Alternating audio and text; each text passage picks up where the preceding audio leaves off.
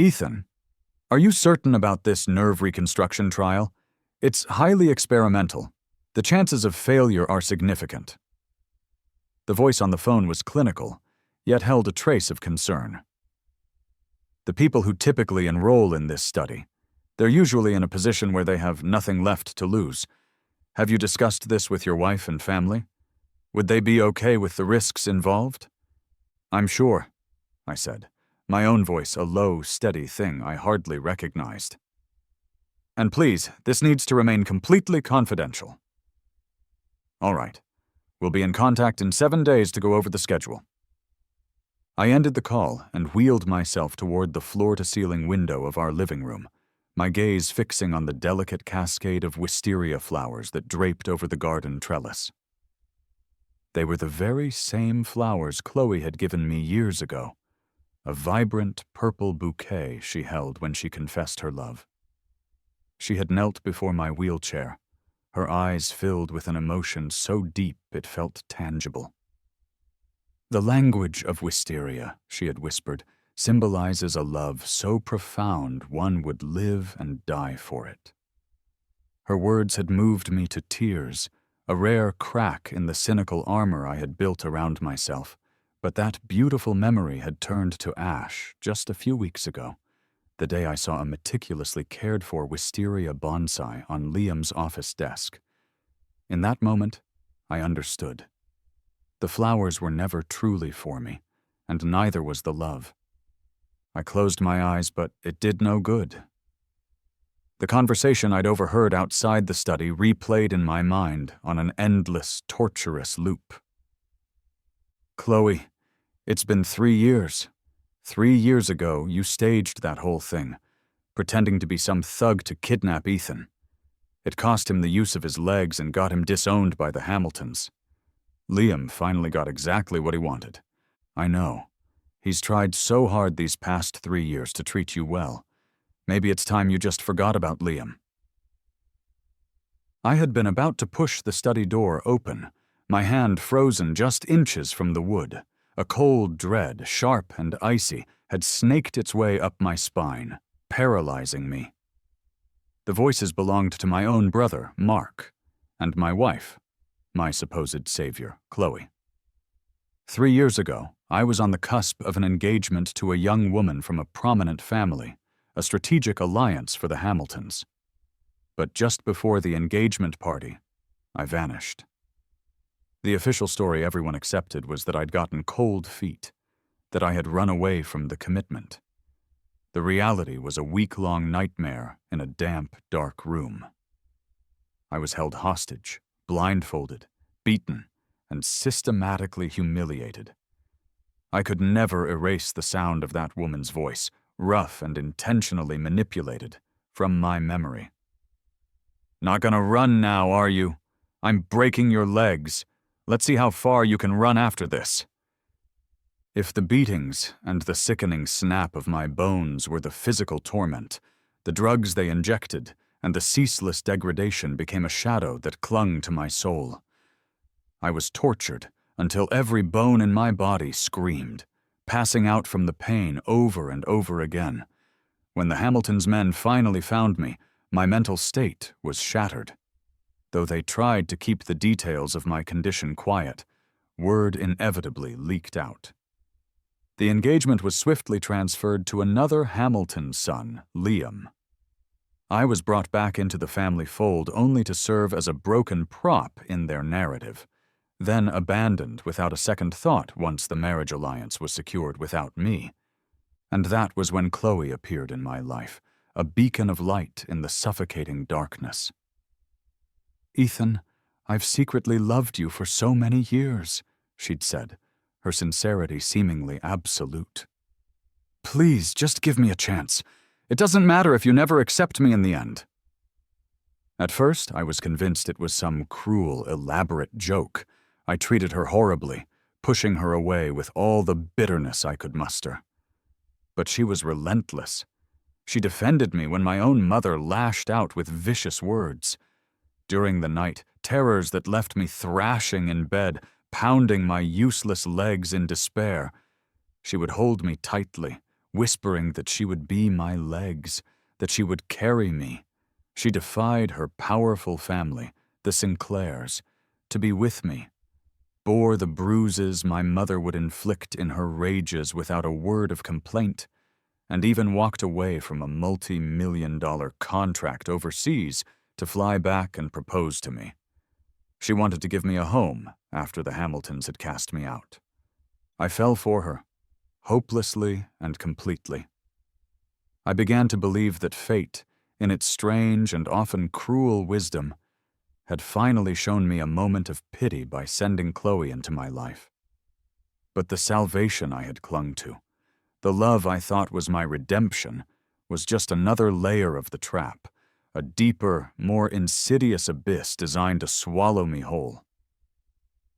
As compensation, I have already married Ethan, but my heart will always belong to Liam. You had better keep this a secret. If Ethan ever finds out, we're all screwed. Her words, spoken to my brother, had turned my heart to ice. The pain was a physical thing, a cold weight settling in my chest. It became sickeningly clear that her marrying me was nothing more than an act of guilt. The wheelchair-accessible home she designed, the loving photos that filled its walls, they were all just props in Chloe's grand performance. I forced a smile, my gaze dropping to my inert legs. A sharp, stabbing pain shot through me, stealing my breath. Losing control of my body, my torso slammed forward, and I tumbled from the chair to the floor. Chloe rushed in, the worry etched on her face looking so genuine it was almost convincing. But now, I could see through the facade. "Ethan, what's wrong?" she cried, her voice laced with panic. "I'll get your meds!" She carefully lifted me, her actions still so painfully tender, and placed me back onto the bed. "Ethan, the doctor said you shouldn't get too emotional. Was it my fault?" I turned my head away from her, swallowing the asthma medication she handed me. When I spoke, my voice was icy. "Is there still no clue about who kidnapped me 3 years ago?" Chloe's body stiffened for a fraction of a second. She shook her head. "Not yet. But don't worry, Ethan, I won't stop looking until I find that criminal. Then you can decide their fate." Her spirited promise, which had once brought tears of gratitude to my eyes, now just felt ridiculous and hollow. She seemed unsettled, but her phone buzzed, interrupting the moment. Guilt flickered across her face. "Ethan, have your meal. I just need to return a call to a foreign client." I saw the caller ID clearly before she turned away. It was a local number. The nausea I had been fighting rose again in my throat. My sleep that night was a restless torment, haunted by dream fragments of Chloe's deceitful promises. I woke to find her side of the bed empty, a text message sent hours before the only evidence she'd been there at all. "Ethan, I have an event tonight. I'll bring you breakfast in the morning." Shuffling listlessly through my phone, I paused at a familiar contact.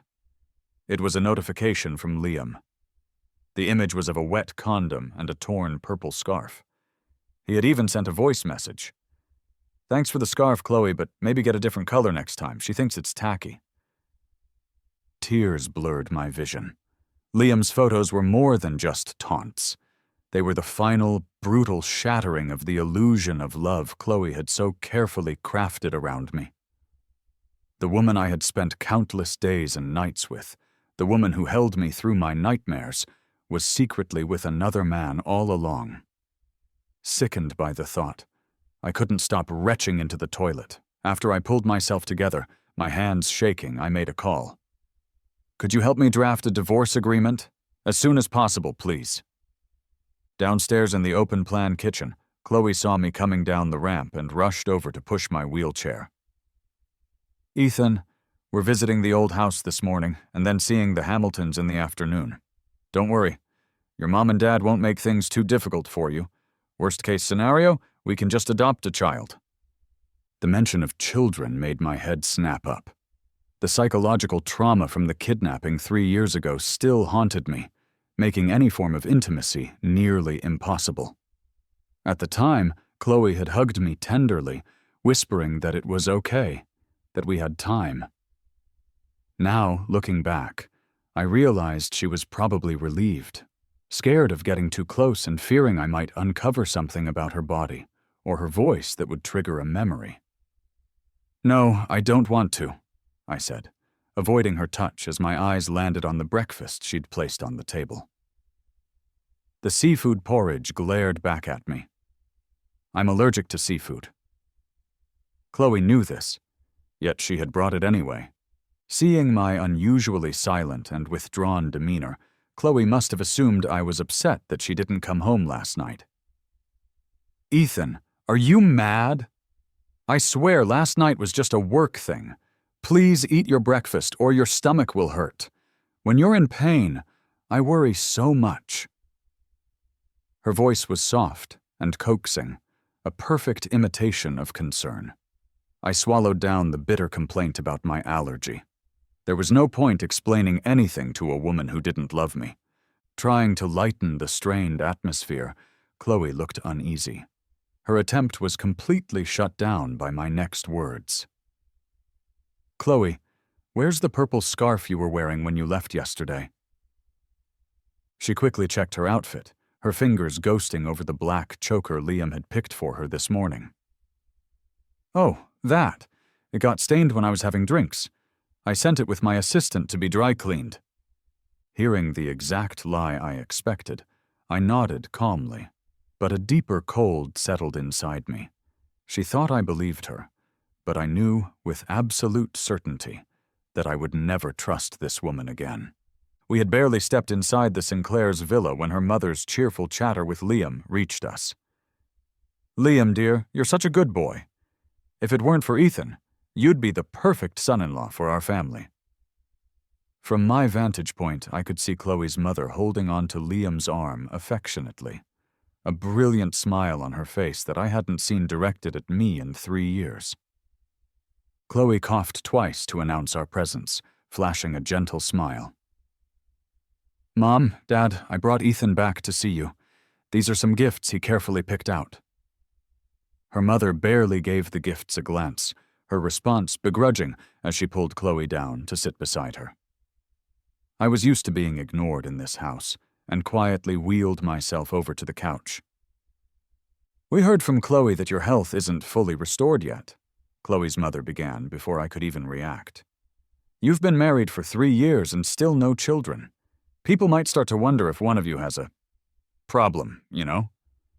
My face flickered, my eyes automatically searching for Chloe, who in the past had always defended me, countering her mother's sharp tongue with a gentle rebuke. But this time her gaze was fixed on Liam, charmed by his every move, completely ignoring my silent plea for support. An awkward silence hung in the air until Liam, pretending to be the magnanimous peacemaker, grasped my hand, his grip a little too tight. "Mr. and Mrs. Sinclair, Ethan knows his past mistakes. Maybe we can let it go, for my sake?" I winced, instinctively pushing his hand away. Liam, ever the actor, conveniently stumbled backward, playing the victim. Chloe rushed to his side, only relaxing once she saw he had no visible injuries. Then she turned on me, her expression harsh. "Liam was speaking up for you. Why did you push him? What if he had gotten hurt?" I clenched the fabric of my trousers, saying nothing. Chloe didn't wait for an explanation, siding with Liam without a moment's hesitation. There was no point in speaking. As she fussed over him, I lifted my head just enough to catch the fleeting, smug look on Liam's face. After lunch, I wheeled myself to the front passenger seat of the car, only to find Liam already there, scrolling on his phone. Before I could say a word, he spoke up. "Ethan, Chloe insisted I shouldn't take a cab home alone. She insisted I ride with her." "But why the front seat?" I started to ask. But Chloe briskly ushered me toward the back, folding my wheelchair and speaking in an earnest tone. "Ethan, Liam gets carsick easily. He'll feel much better up front. Just be considerate." As the car began to move, the blurred world outside raced past. My head felt heavy, and I thought about how Chloe used to gently massage my temples and recline the seat for me whenever I felt motion sick. I got carsick too, perhaps even worse than he did. Had she forgotten? No, she hadn't forgotten. She just didn't bother faking her concern for me when Liam was around. Arriving at the Hamilton estate, the afternoon sunlight bathed the scene in a deceptively warm glow. Through the car window, I saw my mother and my brother, Mark, waving eagerly toward us. I knew their smiles and waves weren't meant for me. They were for Liam. I used to bend over backward for their approval. I'd even gotten burns on my hands mastering the complex tea ceremony skills my mother loved. I had spent sleepless nights combing through data to craft business plans for Mark. But nothing I ever did could outshine Liam's empty sweet talk, and all my efforts were consistently brushed off by my mother as useless. Returning to the present, I watched the carefully tended morning glory flowers in the yard, my expression lost. A woman's impatient voice cut through my thoughts. It was my mother. "Ethan, Liam's been having some stomach issues lately. You know a doctor, right? Get Liam some help. But remember to keep it simple. He hates hassle." Staring at her, my mind flashed back to the conversation between Mark and Chloe. My expression darkened. If he needs help, he should see a doctor. How could a no-talent loser like me possibly help him? Mark eyed my sharper demeanor, a stark contrast to the once docile man he was used to. Fury began to bubble inside him. "Ethan, don't you remember who raised you? Without the Hamiltons, would you have any of this? I'm just asking you to help Liam, and you're making excuses. Is that because you think you've outgrown needing us?" In his eyes, ever since I had married into the Sinclair family, I had not only kept minimal contact with them, but had also subtly sabotaged Liam in private. He'd even told me he'd caught Liam crying a few times, each time comfortingly assuring him not to blame me. "Ethan, do you think just because you're with Chloe now, no one would dare cross you? Let me tell you, Chloe." Before he could finish his threat, Chloe loudly cut Mark off. She rushed to my side, hugging me tightly, her body tense. "Ethan, are you okay? Let's go. I'm taking you away from here." On the way home, Chloe cautiously probed with questions, clearly fearing I had found out the truth. That night, as she was washing my legs, a routine she performed every evening, her phone chimed. A few minutes later, after drying my legs, she kissed my forehead softly. "Ethan, you get some sleep. There's a last-minute issue at the office I have to deal with. I'll be back soon." Chloe left in a hurry, yet 5, then 10 minutes passed, and I still hadn't heard the sound of her car starting. Struggling, I managed to get myself into my wheelchair and rolled down the ramp to the front of the house. The front door was slightly ajar, a thin strip of light peeking through. I clutched the cold metal of my wheelchair, my eyes peering through the gap at the figure inside her car, parked just down the driveway. The sounds of soft pants were distinct in the quiet night. The car was swaying gently, the silhouettes of the people inside shifting. My hand flew to my chest as tears began to stream down my face like broken beads. The pain in my heart was a wrenching, physical agony. I wasn't one to eavesdrop, but this was unavoidable. I stiffly turned my wheelchair and made my way back to the bedroom. After drying my tears, I lay in bed, staring at the ceiling. I don't know how much time passed before a warm body snuggled up behind me, the grip around my waist almost desperate. "Liam, don't go, Liam," I heard her murmur in her sleep. Fighting back the bitterness that rose in my throat, I looked at the whispering woman under the soft moonlight. Her face was full of affection, an affection that was not for me. Yet she had fooled me, over and over, playing me like an absolute fool. On a compulsion, I picked up her phone from under her pillow. I tried Liam's birthday as the passcode. Sure enough, it unlocked. On the screen was a youthful photo of the two of them, smiling. Opening her photo album, I found over 6,000 photos, every single one of them about Liam. The Notes app detailed all of Liam's dislikes and preferences, even his regular therapy appointments.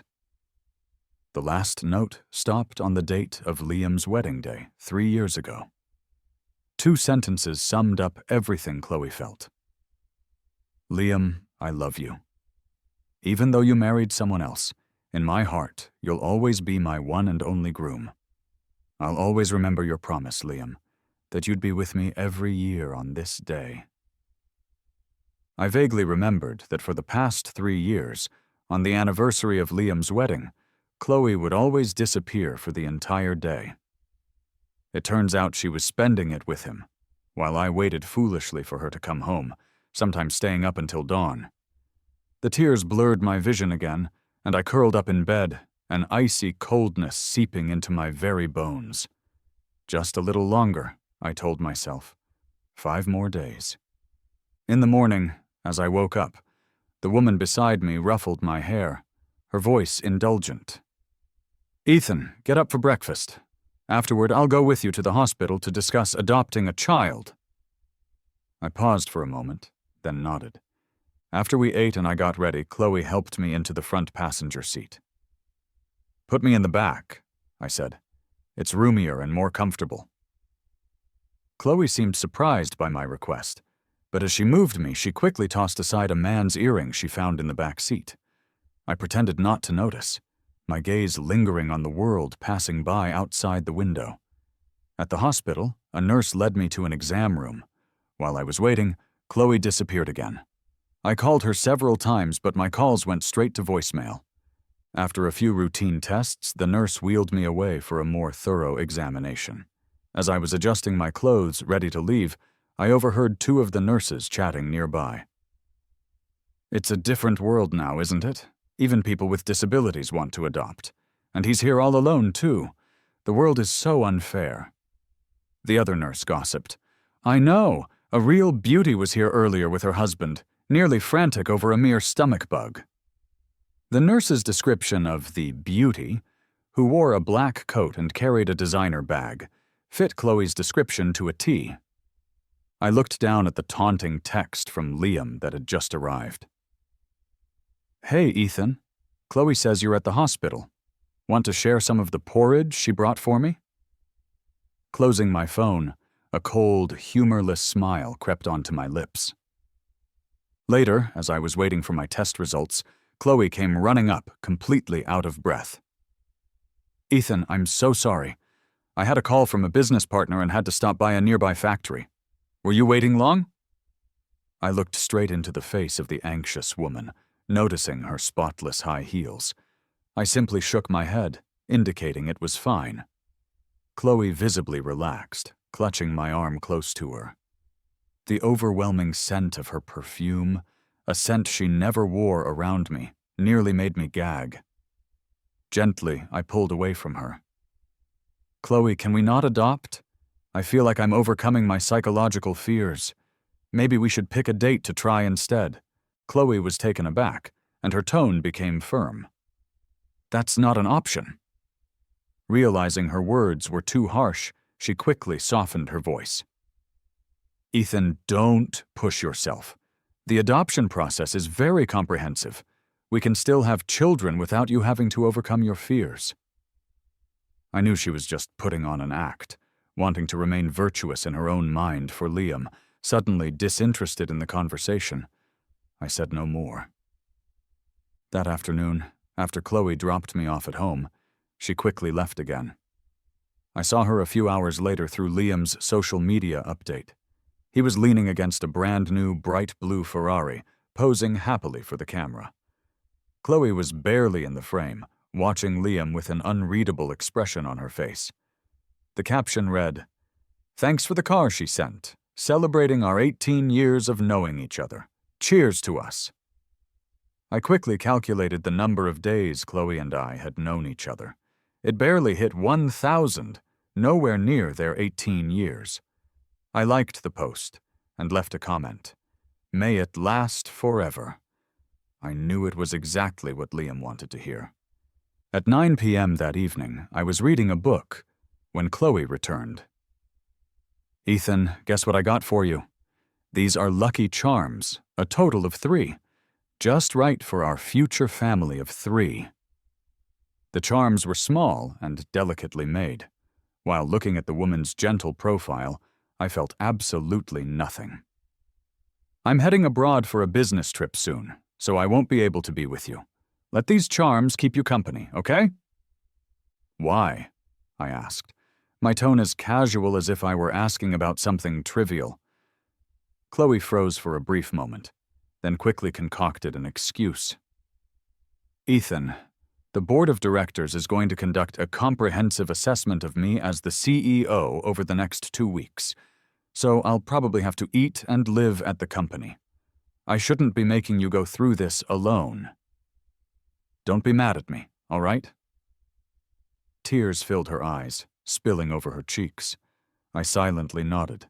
Waking up at midnight, I was momentarily taken aback by the empty spot beside me in the bed, but the feeling quickly returned to a cold normal. I looked out into the endless night. Just 4 more days. The following morning, as I descended the stairs in my chairlift, the driver Chloe had arranged was already waiting at the door.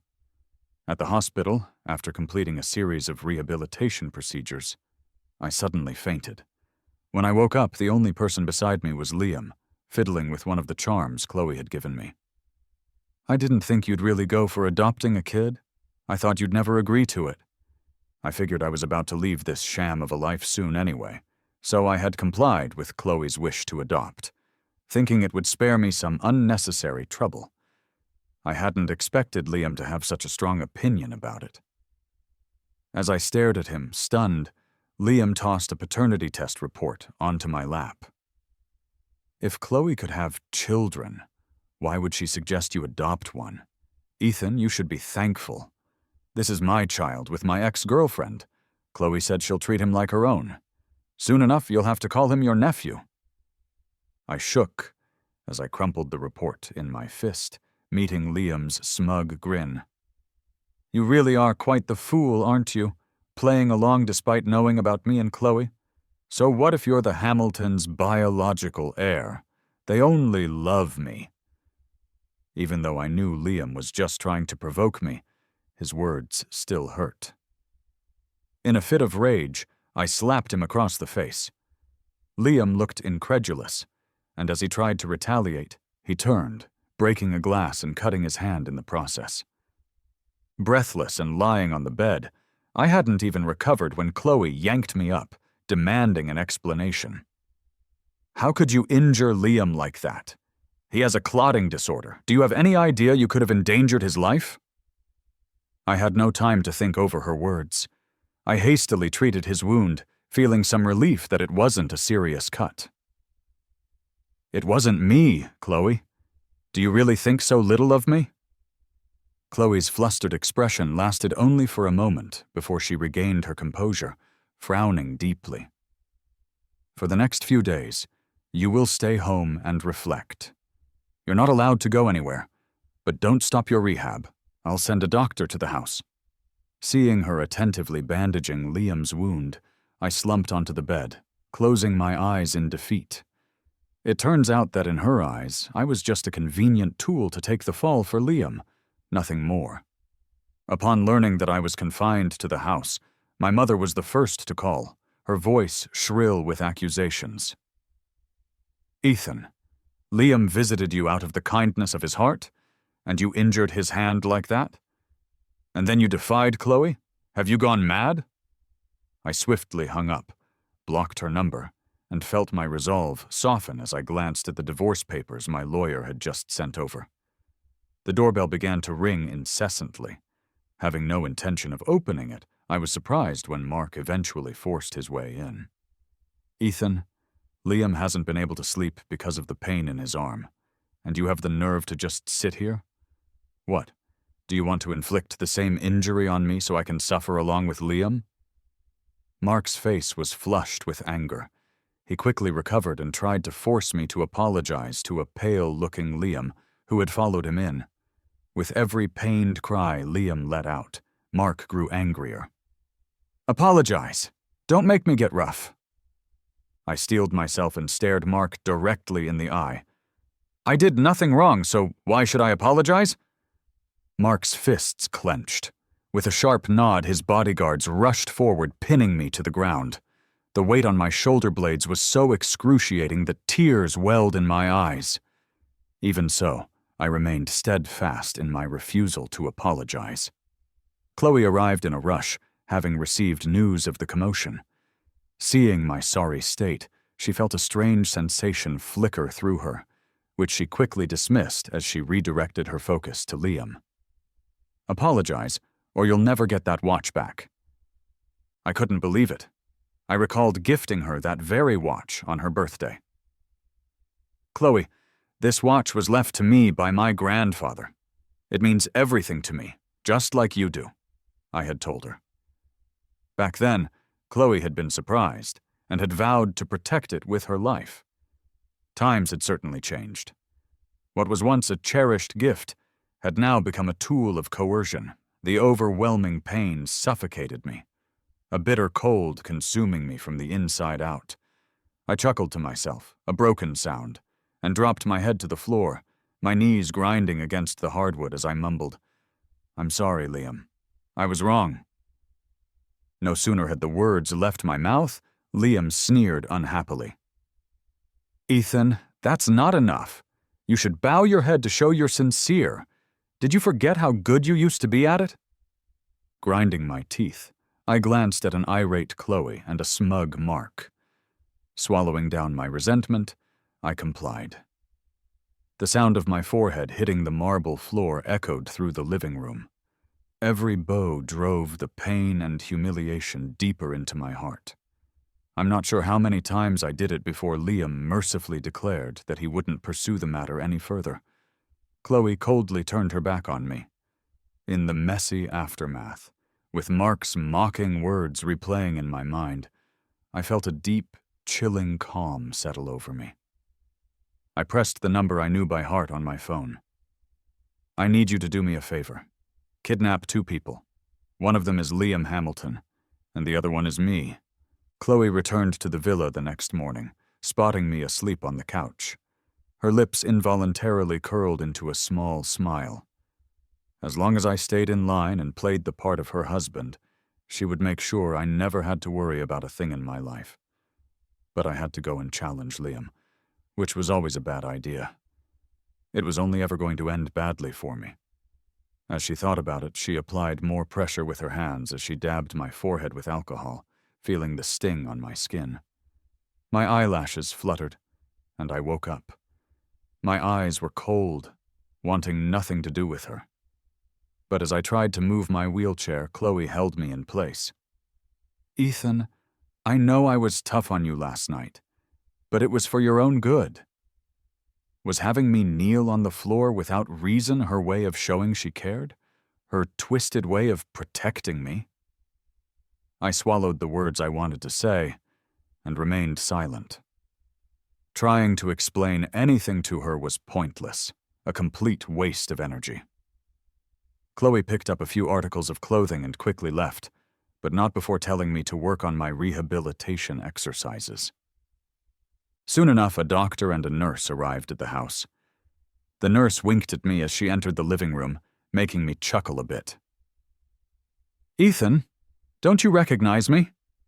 It's Ken, and this is my sister, Sarah. I bet you didn't expect to see us like this." Ken clapped me on the back excitedly as he wrapped me in a brief, strong hug, his eyes filled with concern. "I saw that jerk's car parked outside earlier. I watched Liam laughing it up in the passenger seat." Sarah quickly gave her brother a knowing look. "It's fine. I'm used to it," I said with a small smile. "In 3 days, we'll go ahead with the plan we discussed last night. But I'll need a couple of our friends, Ken and Samuel, to play the bad guys. You two will be my backup." Sarah nodded, handing me some tonic medicine and carefully explaining how and when I should take it. I accepted it with a smile, gratitude warming my heart as I thanked them earnestly. "Come on, Ethan. It's no big deal," Sarah said. "7 years ago, if it wasn't for you, my brother and I would have probably been torn apart by that rich punk's attack dogs. Besides, I went into nursing because of you." She started to say more before Ken hurriedly covered her mouth, and they left after saying a few more things reluctantly. Before noon, Chloe sent someone to take me to a photo studio. "Ethan, take some pictures of Liam, all right? I spent the entire morning helping him try on suits, and he didn't like any of the photos the photographer took. I remember you won some photography awards before." I didn't move my wheelchair. I merely stared at the flash of the camera lights. In the blur of my vision, I recalled the thug's words, and also Chloe's. "Come on, don't be shy. You've got nothing left to hide. Take a few more shots." My body jerked, and the camera slipped from my hands, crashing to the floor. Nearby, Liam screamed. "Ethan, if you don't want to help me with the anniversary photos, that's fine, but you didn't have to drop the camera. That thing is a collector's item from Chloe, worth millions!" An angry force pushed my chin up, forcing me to meet Chloe's livid eyes. "Ethan, I brought you here to help, not to cause trouble. Can't you stand to see Liam doing well? If that's how it's going to be, then you're punished. You'll reflect in the darkroom storage until we're ready to leave." I stiffened. The thought of being in the dark, ever since my kidnapping 3 years prior, terrified me. But I gritted my teeth and grabbed at the woman's sleeve. "I didn't mean to, I'm scared of the flash. When I see it." Before I could finish, Liam laughed as if it were the best joke he had ever heard. "Chloe, isn't Ethan hilarious? Who's afraid of flashlights? Maybe Ethan has done something shady he doesn't want to be exposed." The woman's expression iced over, a memory of the photos that were taken of me 3 years earlier flashing in her mind. She hesitated for a moment, with Liam clinging to her arm. "Chloe, how about this? Just let him wear a blindfold and stay in the darkroom for 2 hours, not the whole afternoon." Without even thinking, Chloe agreed, instructing the guards to take me, wheelchair and all, into the room. The darkroom was pitch black, and the blindfold blocked whatever little vision I might have had. My heart raced, and my palms grew sweaty as unpleasant memories flooded back. The sound of laughter from outside the door sounded like a magic spell working against me. Chloe's low, merged voice overlapped with the kidnappers from years ago, and Liam's steady breathing made me feel dizzy and uneasy.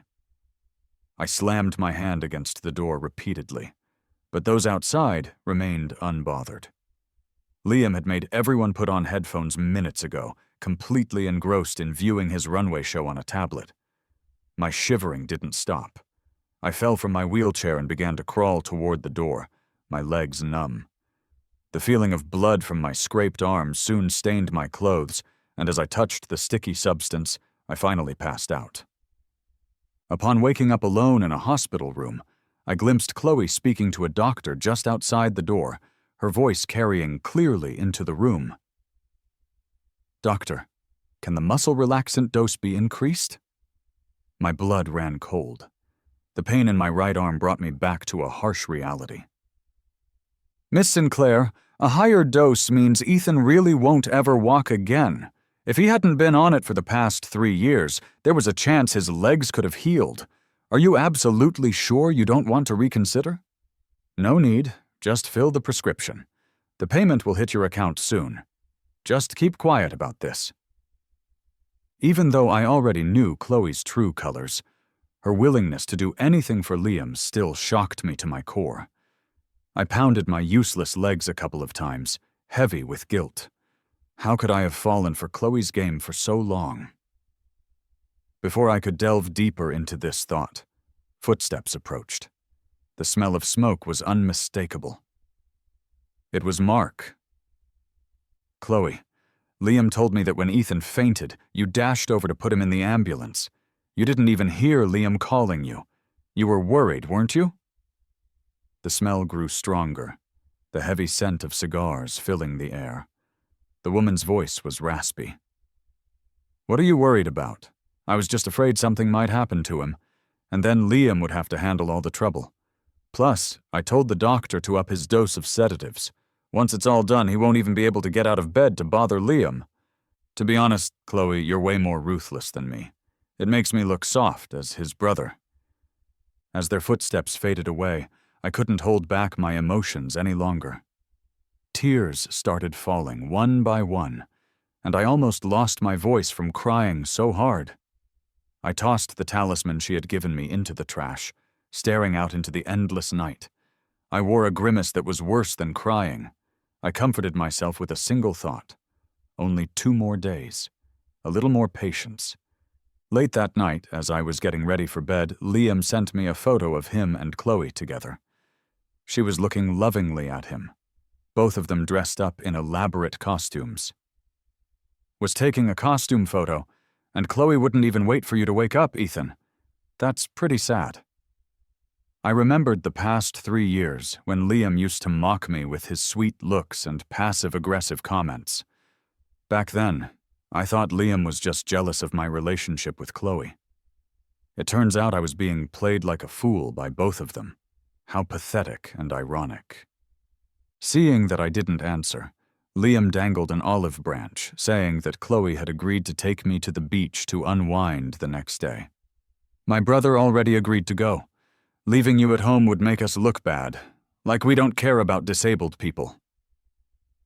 Half an hour later, Chloe sent a message echoing Liam's words, saying the driver would pick me up at 8 a.m. tomorrow. Come to the beach and relax a bit. I didn't reply. I printed out the divorce papers I had just received, signed them, and left them on the coffee table. I was counting down the last day. By the time I got to the beach, Liam and Chloe were already there. Mark handed Liam a glass of juice. Ethan, you should have some too.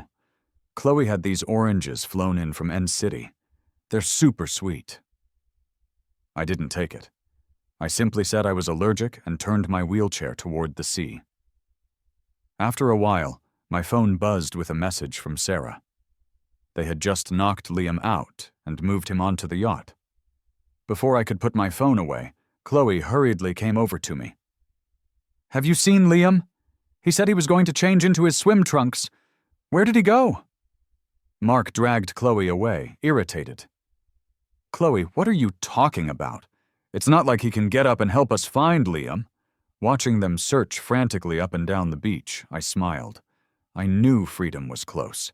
Elsewhere, Chloe's temper flared as the bodyguards she had hired knelt before her. What are you all standing around for? Go find him. If you don't find Liam by the end of the day, you're all fired.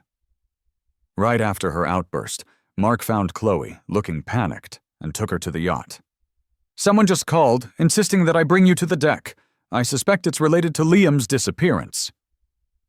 The two of them had just stepped onto the deck when they saw unconscious crew members scattered everywhere. 2 criminals, played by Ken and Samuel, held knives and stood by the mast. Hey, look, Chloe and Mark. Do these people seem familiar to you? The criminals ripped Liam's hood off, exposing his pale, tear-streaked face as he looked at them pitifully.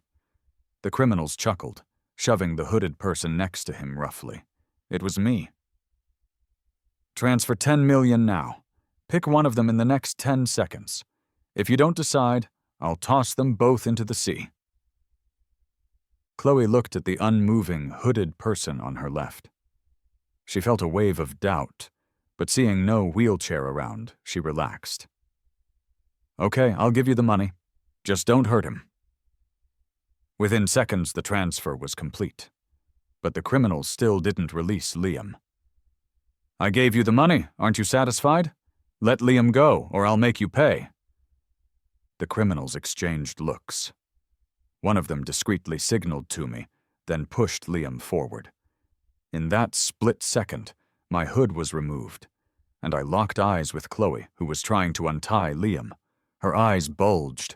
She lunged toward me, only managing to grab a piece of my clothing as I was pushed overboard.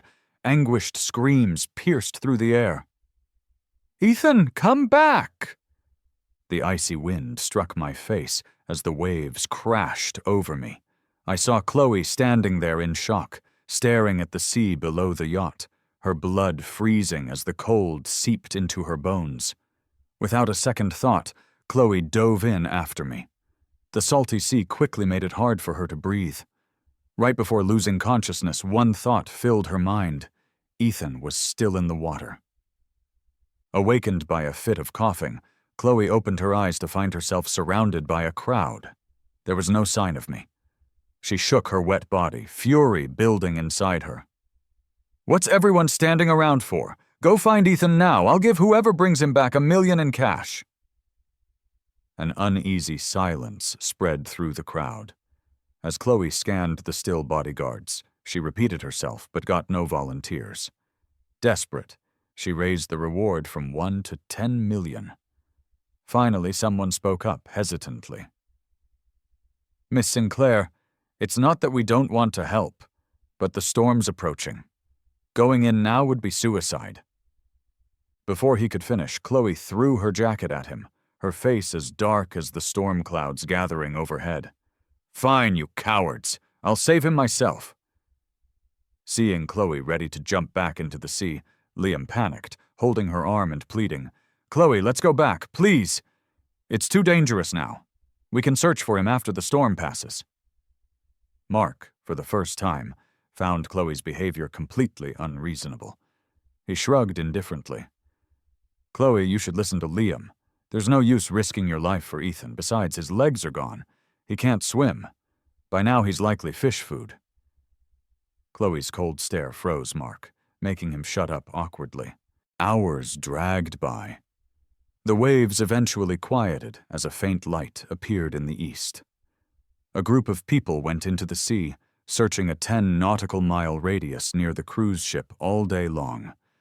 But they found nothing. Chloe pursed her chapped lips, while her assistant updated her on the search results every 2 hours. Her patience was wearing thin, and she kept crushing the empty water bottles in her hands over and over.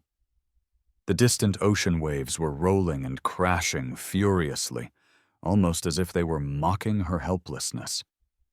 When she finally got home, deflated, she looked around at the familiar surroundings, and every expression I had ever made flashed in her mind.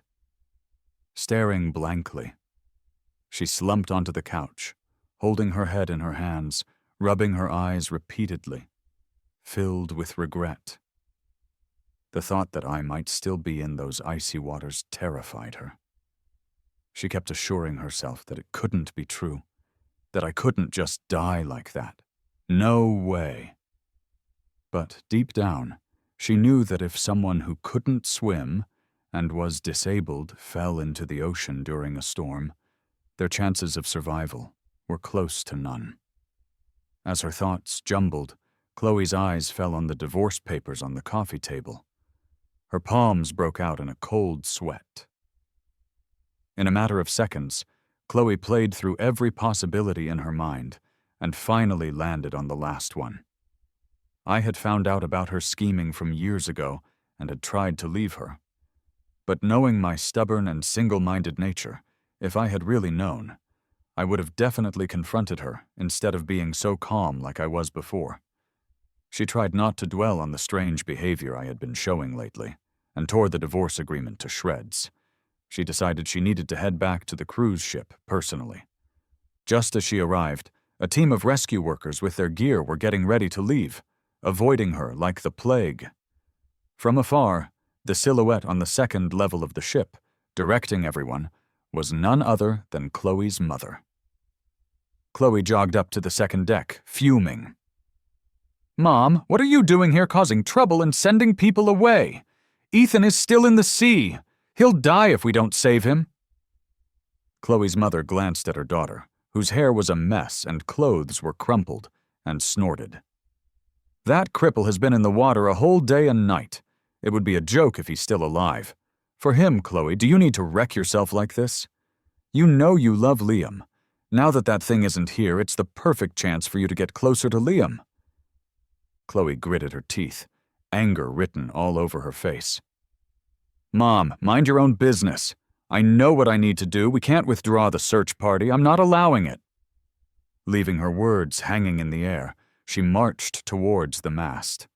As she was putting on a life jacket, Mark tapped her on the shoulder. Chloe, ever since last night, you've been so busy trying to save that cripple. Did you even look at Liam? Who's more important, Liam or that cripple? Don't you have a clue, Chloe? The resentment and unwillingness in Mark's eyes strangely reminded Chloe of a similar look she had seen in my eyes, and her heart ached for a moment. I know, but I can't just stand by and watch him die, Chloe said firmly, lowering her head to avoid Mark's gaze. But he tripped her, making her fall to the ground. Chloe, you're still in denial. I think you're falling for that cripple. How could you do this to Liam? Clenching her jaw from the pain, Chloe pushed Mark away and started to get on the lifeboat when Liam came over.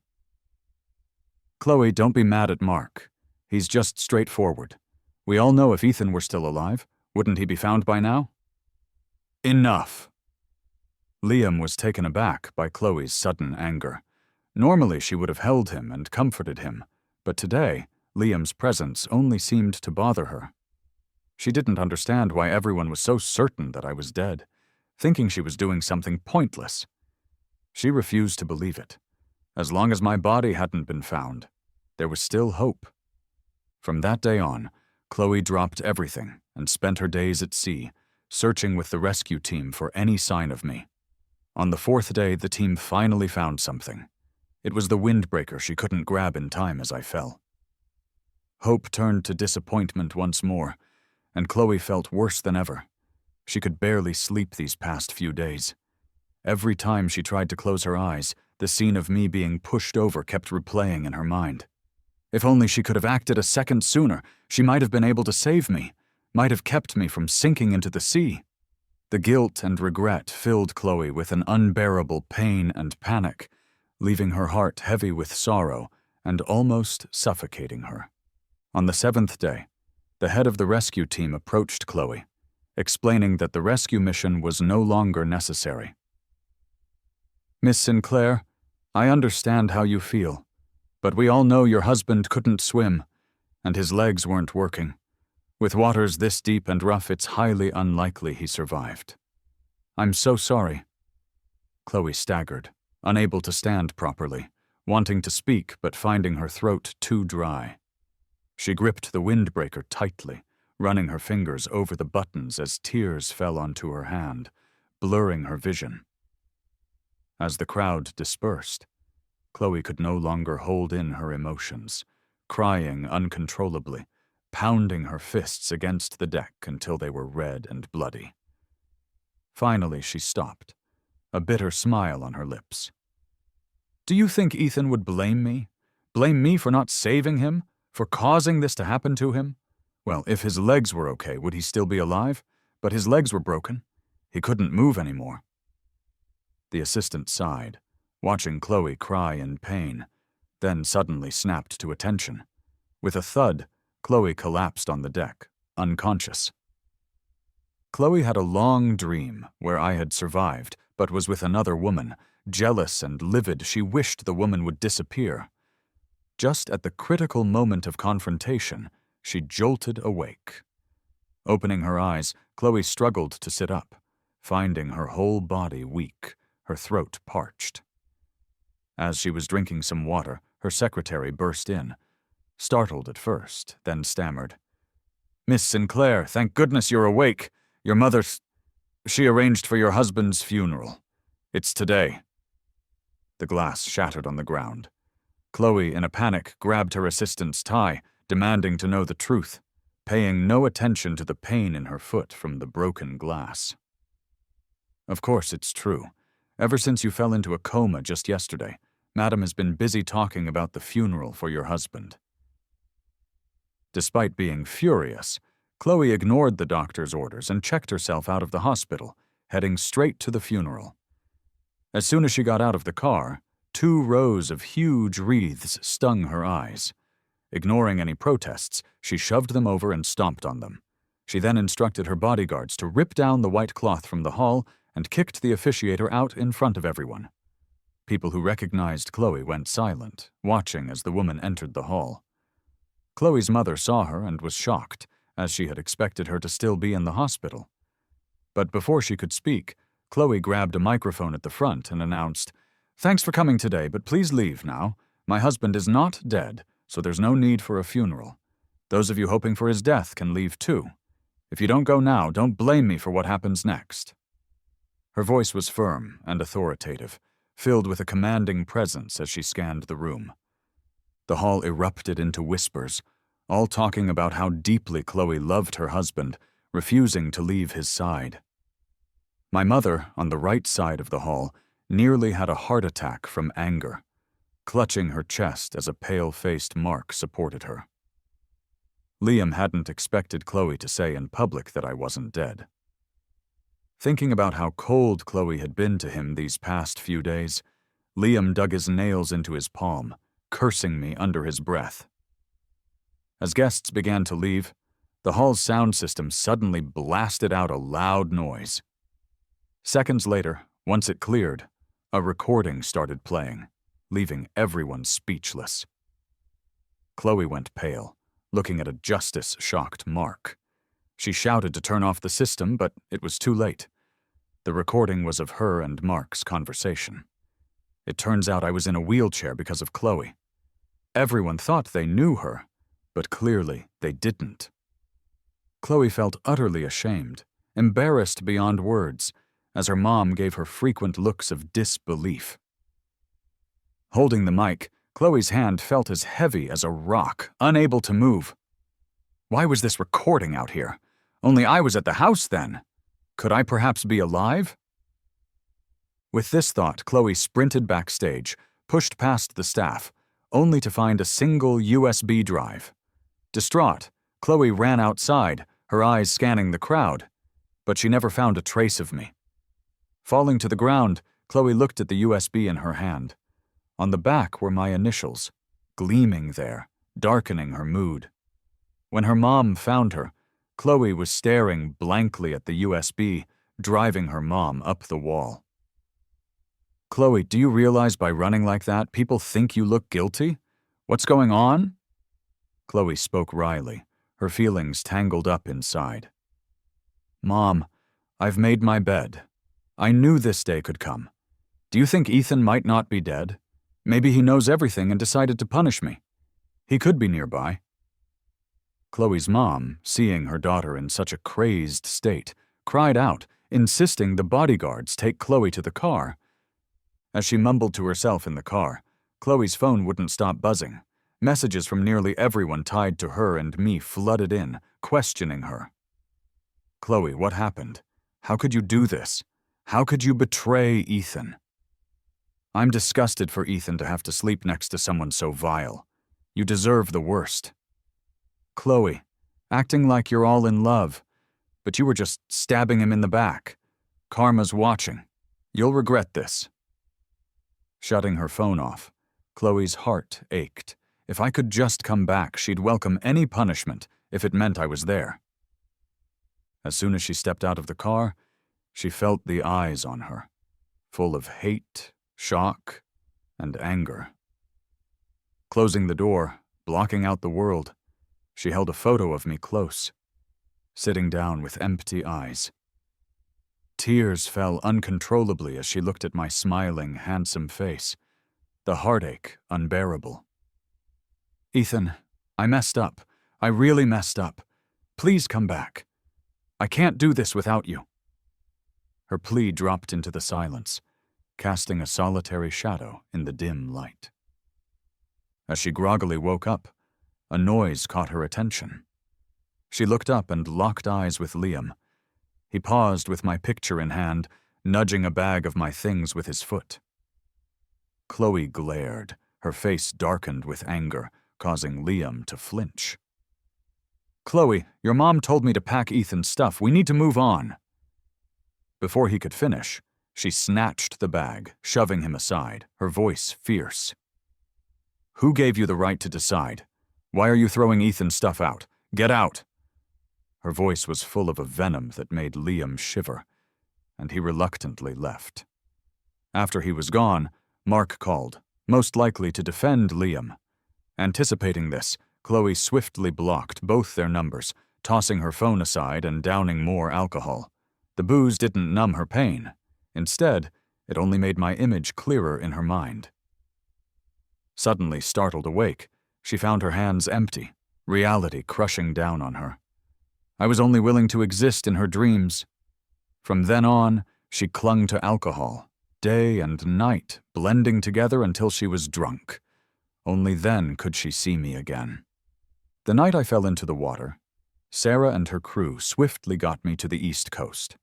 After that, she went with me by boat to J Country. Then we transferred to a plane, and finally made it to F Country 3 days later. Ken stayed behind to keep an eye on Chloe and her crew's activities, and boldly released the audio of Chloe and Mark at the funeral. In the Kinsill laboratory in the town of Lezu, in F Country, an assistant was recording my information. 20 minutes later, I was taken to a spacious and grand office to meet Professor Kinsill. After a brief explanation, the professor examined my legs, his brow furrowed in a deep frown. "Hello, Ethan. Have you taken any medication for muscle atrophy before? These drugs have been in your system for a long time. You've come a bit late, to be honest. Our experiment might not be of much help to you." I turned pale, my whole body swaying, and Sarah quickly supported me. "Please, we came all the way from Z Country, almost risking our lives, just for this little bit of hope. Professor Kinsill, I believe you won't give up on any patient." The old man's face darkened. He sighed several times, and then asked for my opinion. My eyes were bright, my words firm and powerful, insisting on giving it a try. Professor Kinsill finally agreed. From then on, I lived near the lab. Every day, hormones were surged through my legs, causing me excruciating pain. My face twisted in agony. In just 5 days, my legs were covered in a dense array of needle marks, bruised and battered, a frightening sight. Even during treatment with anesthesia, I could still feel the stinging electric current spreading throughout my body. Often, in less than 20 minutes, I was drenched in sweat, and by the end of a 2-hour session, my clothes were soaking wet. Sarah saw everything, watching as I grew thinner day by day. Though it pained her, she respected my decision. She especially sought out traditional mugwort, hoping to aid my recovery on top of Professor Kinsill's treatment. 2 months passed, and my legs gradually began to improve. One afternoon, they finally regained sensation. When Sarah heard this good news, she was so excited that she skipped lunch and rushed to the training room to bring me a nourishing hot soup. After that, Sarah's moxibustion massage went from once a day to twice daily, while my rehabilitation exercises intensified. Everyone awaited a miracle, especially me. Finally, after 3 phases of experimental treatment, supported by Sarah and the lab staff, I slowly stood up. Even though each step brought a stabbing pain to my knees, I gritted my teeth and persevered. After a few steps, Sarah and the staff let go. I stumbled, but then managed to walk a few more steps on my own. Thunderous applause erupted, and Professor Kinsill sincerely exclaimed, "Ethan, you are truly the most determined person I've ever seen. You know, hardly anyone endures through the entire neural regeneration experiment, but you did it." My eyes glistened with tears as I met Sarah's gaze, and she gave me a thumbs up. We exchanged smiles, and for a moment I felt a long-lost sense of relief. From then on, I was no longer someone restricted by my mobility. I could go anywhere I desired. Freedom was just within reach. On the other side of the world, Chloe had been despondent for more than 2 months, almost shutting herself indoors. Rumors swirled outside, growing more ridiculous by the day. Some even thought Chloe was hiding at home, afraid I would come back seeking revenge. Chloe's mother became even more distressed, recalling her attempts to persuade Chloe, only to be faced with indifference in return. Chloe was determined to oppose her at every turn. If her mother said anything bad about me, she would retort tenfold. Even Chloe's mother's head began to ache, leaving her with no patience for Liam. Liam couldn't ignore the tension. He hadn't seen Chloe during this period, and with her mother urging him more than once, Liam made a decision and softly shared his divorce plans with her. Chloe's mother's sorrow was instantly replaced with joy, and she hugged Liam closely, already planning for grandchildren. That afternoon, Chloe's mother had the door to the villa pried open and personally sent Liam inside. Empty beer bottles cluttered the living room sofa. The place reeked of decay, and Chloe lay limp on the ground. Suppressing his disdain, Liam slowly sat beside Chloe, wrapping his arms around her shoulders and exhaling softly. "Chloe, you've been holed up in here for days. You won't even see me." Chloe didn't even glance at Liam, picking up a can and downing it in under 10 seconds.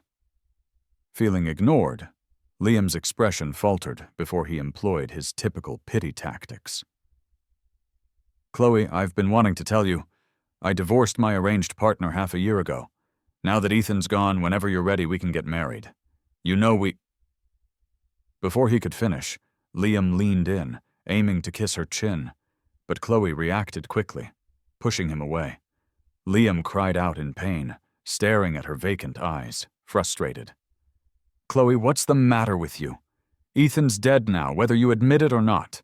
Clearly, we—" Chloe smashed the bottle against the wall, causing Liam to scurry away. Depleted of energy, Chloe looked through a shard of broken glass to see her unkempt reflection with messy hair. She forced a twisted smile and clutched her stomach, writhing in agony, finding relief only after taking some painkillers. Hearing about Liam's divorce didn't bring her any joy, as my image filled her mind. She had once envisioned marrying Liam countless times, yet when the chance finally arose, she hesitated. I occupied her thoughts completely, leaving no space for anyone else. She took a sip of beer and looked at our wedding photo, her lips curling upward. At that moment, she finally realized she had unknowingly fallen in love with me, just too late to tell me. After realizing her true feelings, Chloe called her mother, getting straight to the point. "I can't marry Liam, Mom. Ethan is the only husband for me in this life." Chloe's mom was furious, almost having a heart attack. Seeing the drastic change in Chloe, her resentment towards me grew. Eager for grandchildren, Chloe's mom decided to take a risk. She quickly called Liam and gave some instructions to her bodyguards. A trap for Chloe was quietly set. That night, Chloe got plastered again. As she reached for another bottle, her eyes landed on a wheelchair a few steps away. Her legs moved before she could think. She struggled to her feet, gazing at the familiar figure still wearing my favorite light blue shirt. Overjoyed, Chloe threw her arms around the man, holding him tight, tears falling. "Ethan, you finally come back. Are you still mad at me?" "It's all my fault, all my fault. Ethan, I only love you. I was just too scared to admit it. Liam and I have been over for a long time now. You have to believe me." The man's body stiffened, but Chloe, caught up in her own words, didn't notice. She kissed the side of the man's face and started unbuttoning his shirt, but the slight scent of a different men's cologne hit her, making her freeze. This wasn't me. Chloe then grabbed the man by the neck, her vision suddenly sharp. It was Liam's face. Furious, she kicked the wheelchair aside and dragged Liam, tossing him out. The guards by the door were shocked, exchanging glances before kneeling down to apologize. "Miss Sinclair, we didn't want to. It was the madam's orders. She told us we had to let Mr. Hamilton in." Chloe said nothing, her gaze boring into the groaning Liam, pinning him down by his shoulder. "You tell me, why are you pretending to be Ethan? Why? Why?" Liam wanted to argue, but her shaking made him dizzy, and he passed out. The next thing he knew, he was tied up outside the Sinclair mansion. Chloe's mom fainted at the sight of the tied-up Liam. Upon news reaching her, Chloe angrily threw out everything Liam had ever given her and washed her hands repeatedly where he had touched her. Watching the water flow, she suddenly recalled all the oddities from the past. After giving her assistant some instructions, Chloe lay in bed, heavily burdened, unable to sleep until the doorbell rang loudly. Mark stormed in, punching her at first sight, all his words defending Liam. "Chloe, what madness are you spreading? Do you know what you've done to Liam? Everyone's laughing at him behind his back. So what if you've fallen for Ethan? I asked you before and you denied it. And now what? He's dead." Thinking of the files her secretary had sent her minutes earlier, Chloe's eyes turned cold, her retort unkind. "Compared to what you and Liam did to Ethan, this is nothing." Mark stopped pretending. His face turned guilty, and he repeatedly denied knowing what she was talking about. It wasn't until the photos and audio evidence were thrown in his face that he panicked. Seeing pictures of me being beaten at the Hamiltons, Mark's eyes flickered. He hadn't thought of an excuse before Liam was brought in by bodyguards. Liam was terrified at the first sight of the evidence, his eyes darting around frequently, seeking Mark's gaze. Under Chloe's interrogation, Liam gritted his teeth and blamed everything on Mark. "Chloe, you gotta believe me. I wouldn't hurt a fly, let alone Ethan. It was all Mark using me. Go after the real culprit." Mark looked at Liam in disbelief, unable to comprehend his cherished brother blaming him. Mark glared at Liam, but he kept his head down, insisting Mark was the mastermind. Whipped repeatedly, Mark's back soon became a mess of wounds, the pain threatening his sanity. Watching Liam remain silent beside him, Mark's heart turned as cold as ice. He laughed bitterly. "Chloe, don't think Liam is innocent. I'll tell you, he started all of this. He even brought up how the Hamiltons need heirs for Ethan to leave. Check the surveillance footage if you don't believe me." Mark's words were firm, scaring Liam, who dropped a glass and yelled for the guards to shut him up. Chloe's face turned pitch black, her aura terrifying. She had Liam tossed into a pool, ordering the guards to hold him down. Unless Liam confessed, the guards would dunk his head repeatedly underwater. After a few rounds, Liam confessed everything. He admitted to framing me for theft, making me kneel in the rain all night, and plotting to embarrass me at every turn. Chloe went from shocked to expressionless, her fists clenching tight. Instructing her secretary to entertain them, Chloe personally headed to the hospital, reviewing security footage. She discovered Liam had dressed as a nurse to sneakily enter my room, almost unnoticed. The thought of the funeral triggered her memory. Recalling every detail, she anxiously called her assistant, her face determined. "Quick, find all the staff from Mr. Hamilton's funeral, especially those in black uniforms with badges." Chloe fixated on the video, her eyes locking onto a man who repeatedly came in and out. 5 times.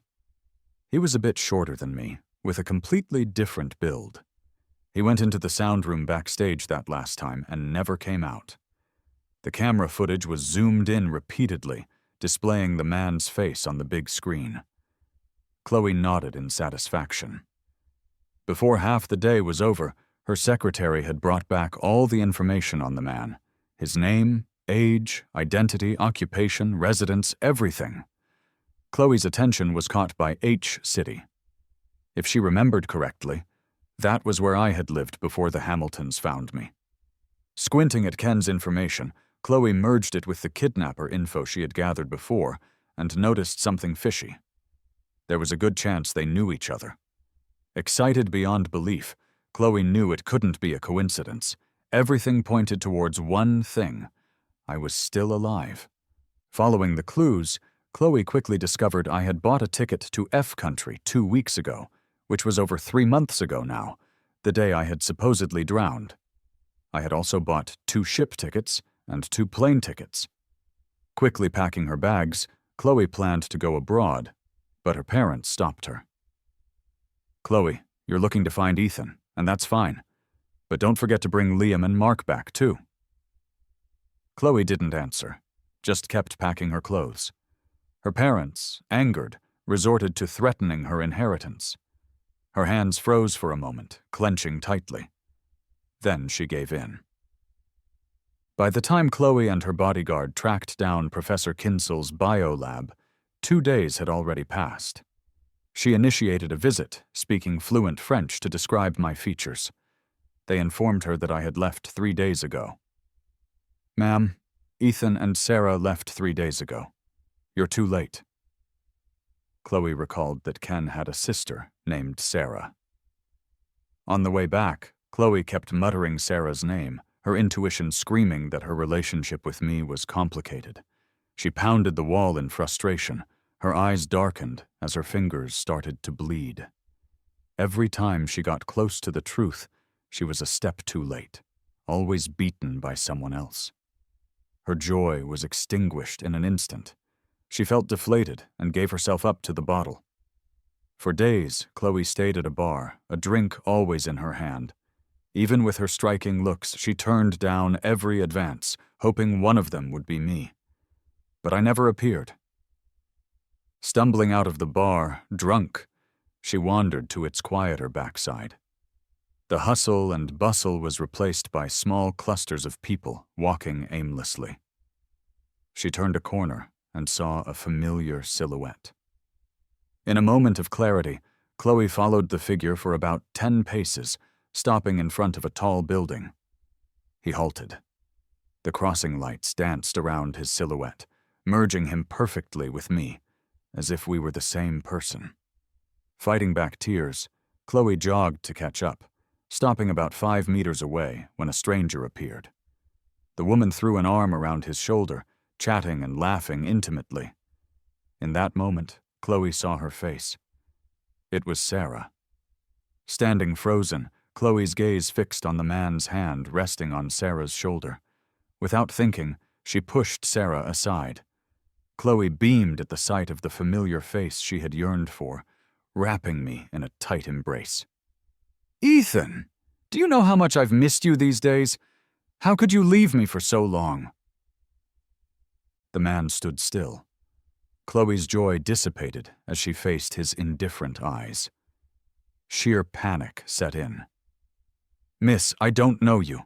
Please let go, or I won't hesitate to call the police." His French was laced with a southern accent, his gaze cold and unfamiliar.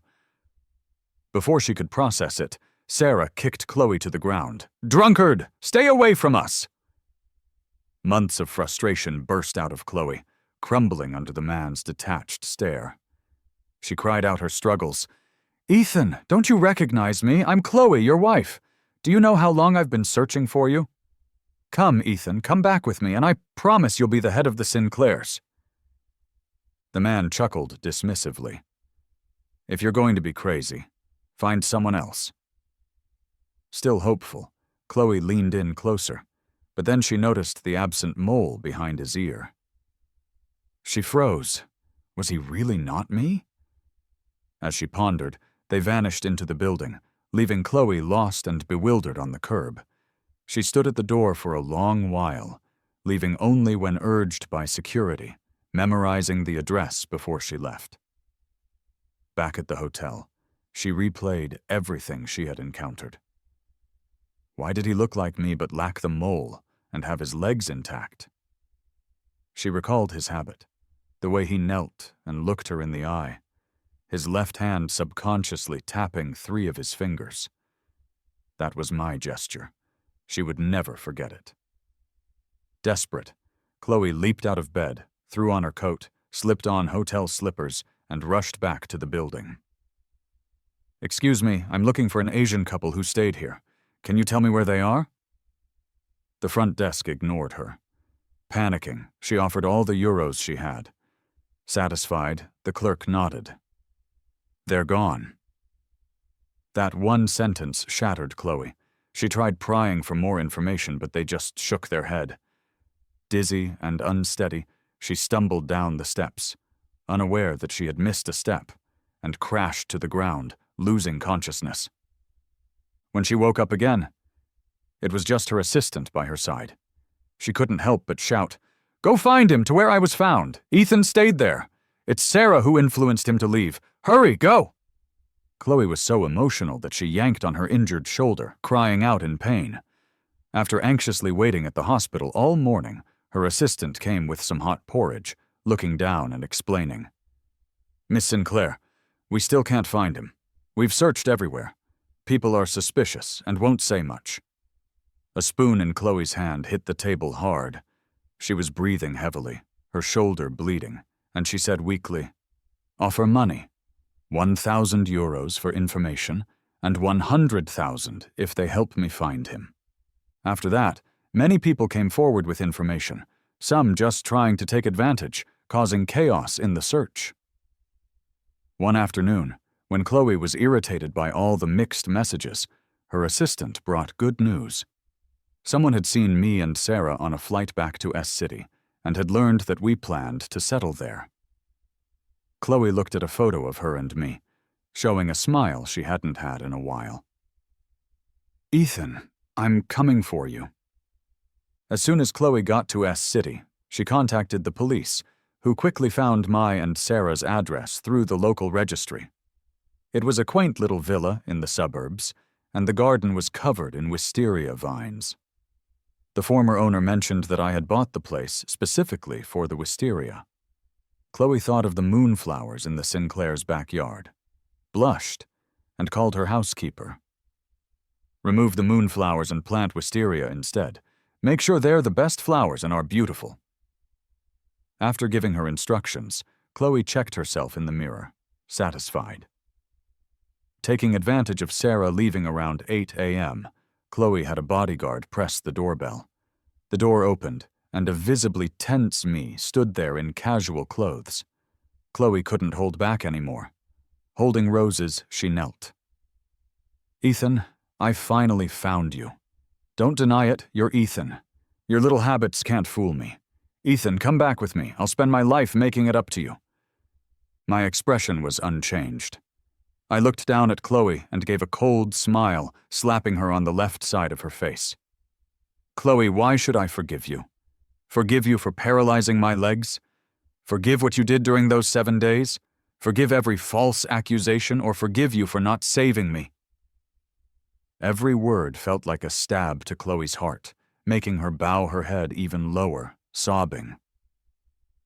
"Ethan, I was wrong. Do whatever you need to punish me, but please forgive me, will you?" I sneered, pointing to the pebble pathway outside, speaking indifferently. "If you're sincere in your atonement, kneel and kowtow there. Don't you remember forcing me to do the same? Now it's your turn."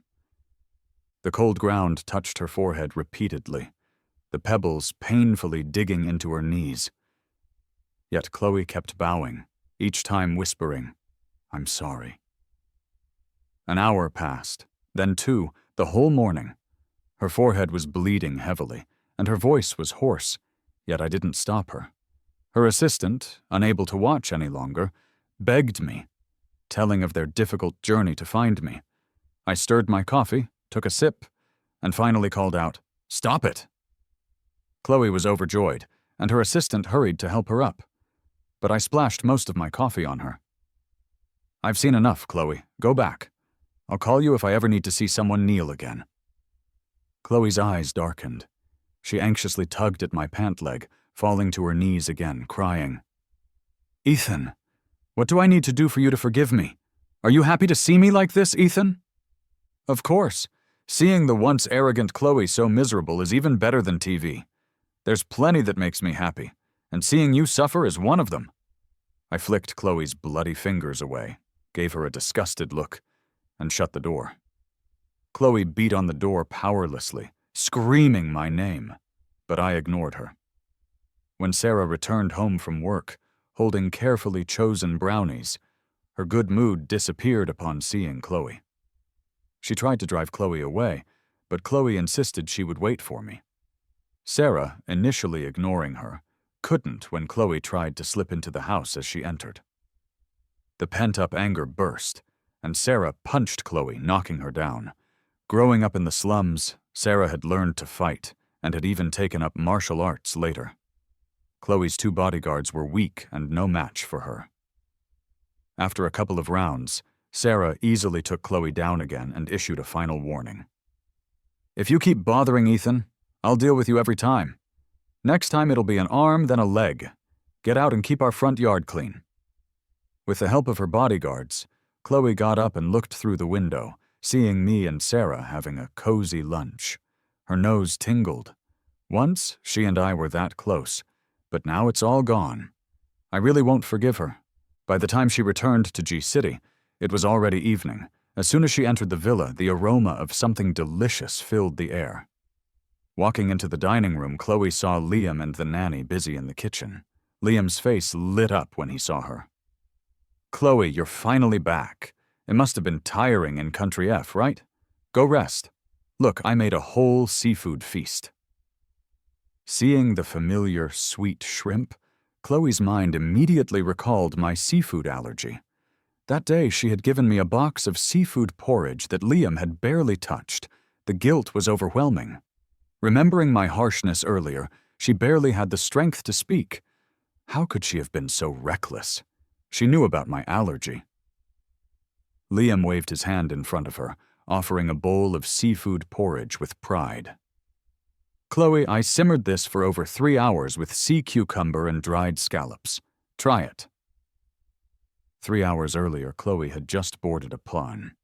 Yet somehow, Liam knew she was coming back. Thinking it over, Chloe looked sharply at her assistant, who nervously confessed, "Miss Sinclair, it was the madam. She said if we don't regularly update her on your whereabouts, we'd all be fired. I'm sorry." Chloe didn't say a word, feeling utterly ridiculous. In front of Liam, she had the bodyguards bring in the caged Tibetan Mastiff, watching as it devoured the whole table of food, even licking the plates clean. Liam was furious. "Chloe, it was just a beast, and you haven't even eaten. There's more porridge in the kitchen, so how about—" Before he finished, Chloe released the Mastiff, which knocked Liam to the ground, leaving scratch marks on his face. Liam scrambled away, and as Chloe watched, with a cut on her lip, tears silently fell. In the Hamiltons' living room, my mother was tending to Liam's wounds, who was in pain. "Liam, weren't you cooking for Chloe? How did you get hurt this bad?" Liam shook his head, his face twisted with malice. Across the couch, Mark clenched his newspaper tightly. Late at night, Liam looked over the private investigator's results and crushed the flowers on his balcony. "I sure was lucky. Even when I almost drowned, I came back with healed legs." He picked up the phone and made a call. "Interested in a job? $5 million when it's done. I want Ethan gone." In the moonlight, Liam's figure appeared more menacing. Around the corner, Mark leaned against the wall, terrified. Back in bed, he couldn't sleep, thinking of past memories.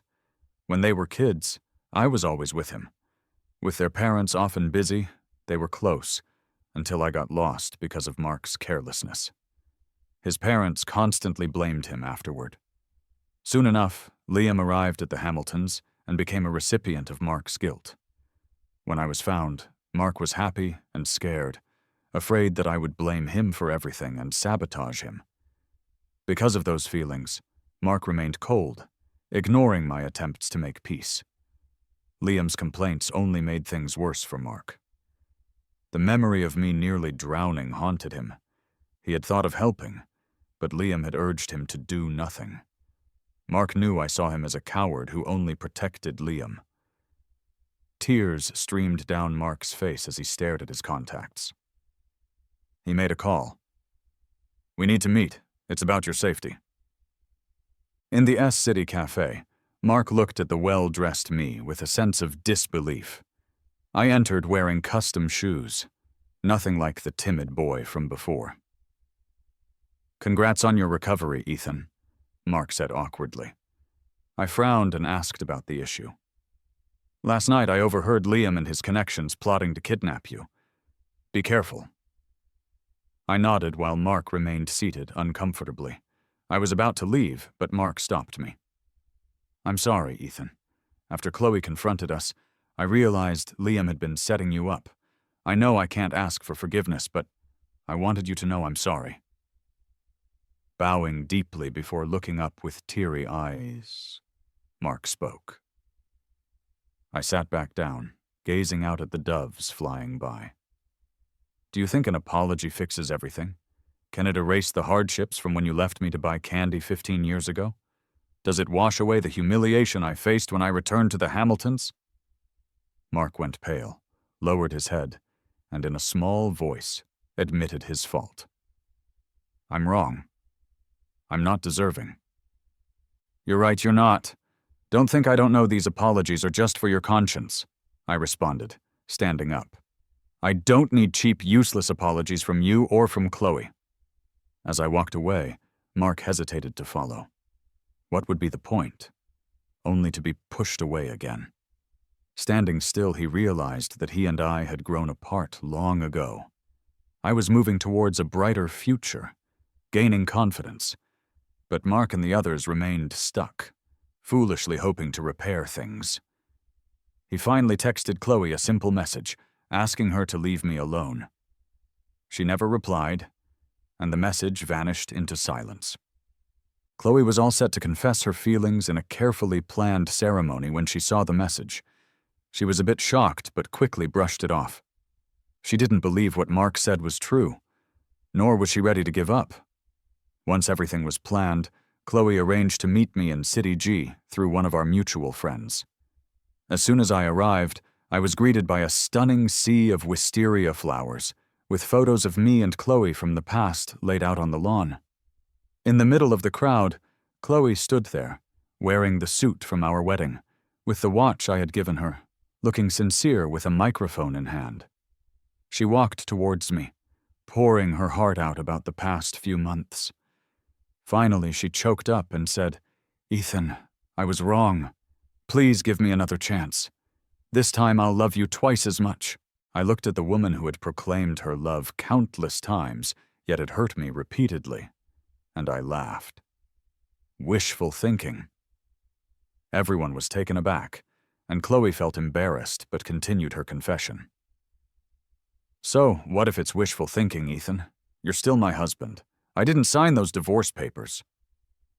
I maintained my composure and slowly looked behind me. Who said you didn't sign? Take a good look. It was Ken and Sarah. All eyes turned to the divorce papers in Ken's hand, with Chloe's signature glaringly obvious at the bottom right. Panicked, Chloe stood up to snatch the papers, but Sarah grabbed her wrist tightly, causing her to cry out in pain. Ethan, let me explain. I was forced. You have to believe me. If you come back to me, we can get remarried right away. We people like us. We always have so many things beyond our control. Ethan, you should understand me. Someone in the crowd wanted to speak up for Chloe, but Sarah's glare kept them silent. She took out a document renouncing her inheritance from her bag, tossing it in Chloe's face, and mocked her. Chloe, you can fool yourself, but not us.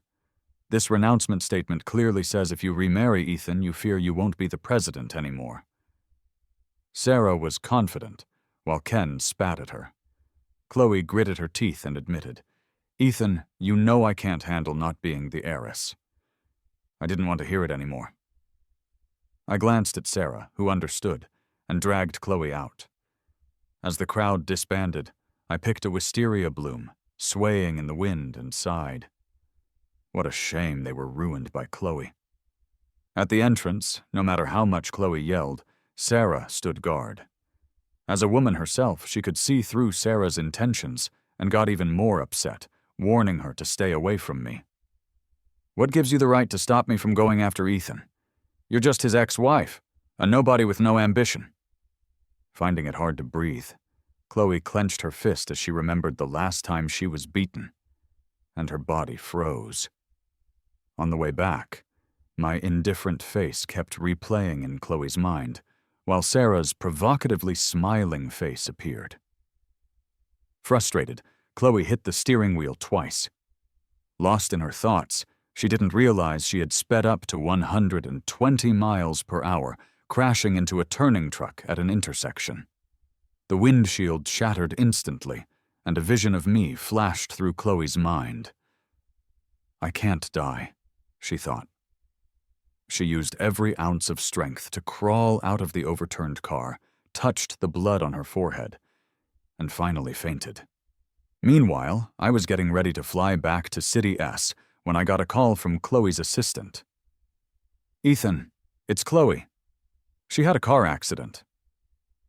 Ken paused mid-thought about dinner plans, watching my calm face as he exchanged a look with Sarah. "Ethan, do we still—" "No need. Head back as planned," I replied. "Chloe's state means nothing to me." After dinner, I was distracted while working in my study. Sarah knocked on the door, bringing me warm water and muscle relief pills, reminding me to take my medicine. I thanked her, not noticing the dosage was half of what it usually was. "Ethan, didn't you notice something different about your medicine today?" Sarah's reminder snapped me back to reality. Feeling I'd been a bit off, I took the other half of the pills. Sarah sighed from the doorway, breaking the silence. "Ethan, I know you can't stop worrying about Chloe, and I understand. It's not about whether you love her. If you want to go, I'll go with you." I didn't respond verbally, but touched the empty space around my neck before softly saying, "Okay."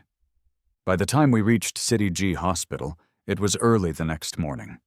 Shortly after arriving in the hospital room, Chloe slowly came to, scanning the room until her eyes landed on me. "Ethan, you're here? Why so far away? Didn't we just get married yesterday? I almost didn't make it to see you. Who's that with you?" Upon examination, the doctor could only conclude that Chloe had amnesia. Since then, Chloe clung to me almost all the time, needing me even to help her dress. Liam became completely ignored, and Chloe's mother didn't even bother pretending to be nice to her. "Can't believe you actually made it back in one piece. So your leg's fine, huh?" Chloe's really lost her mind. "Talking to me doesn't change anything," I responded calmly.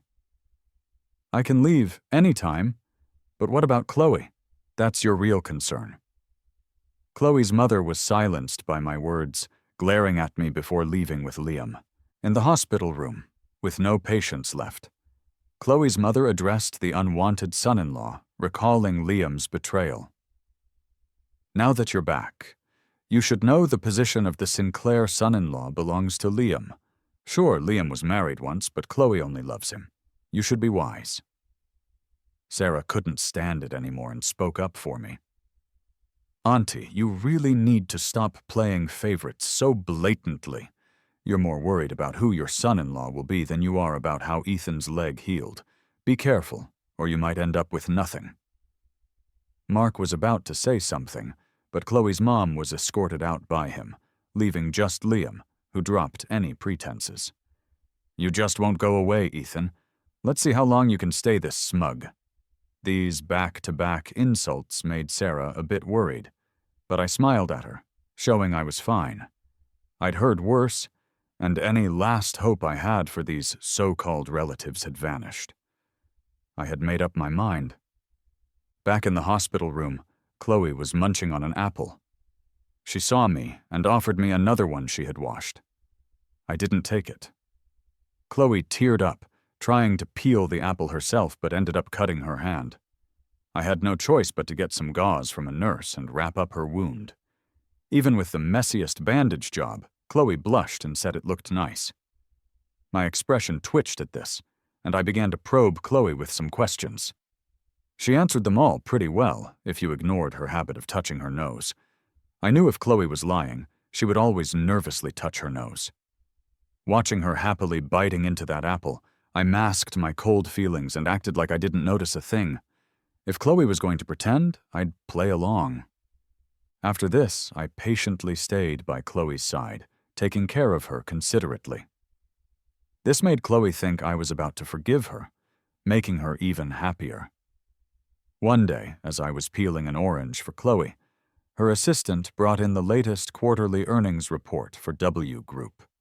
After she put it down, Chloe started reading. I sneaked a glance and noticed the Hamiltons' name.